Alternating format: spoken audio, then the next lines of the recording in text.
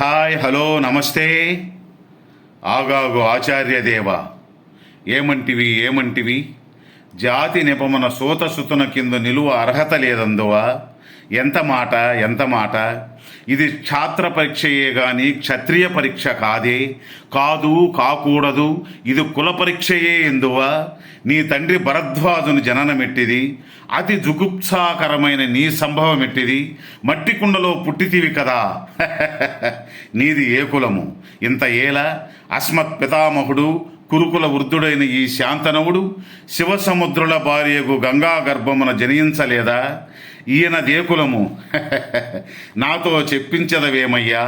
మా వంశమునకు మూలపురుషుడైన వశిష్ఠుడు దేవవేశ్యకు ఊర్వశి పుత్రుడు కాదా?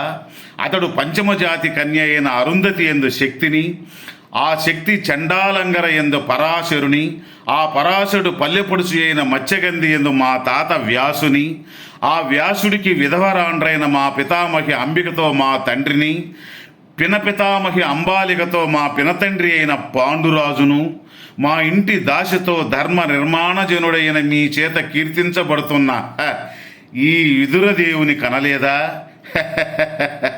సందర్భావసారములను బట్టి క్షేత్రబీజ ప్రాధాన్యములతో సంకరమైన మా కురువంశము ఏనాడో కులహీనమైనది కాగా నేడు కులము అను వ్యర్థవాద బిందులకు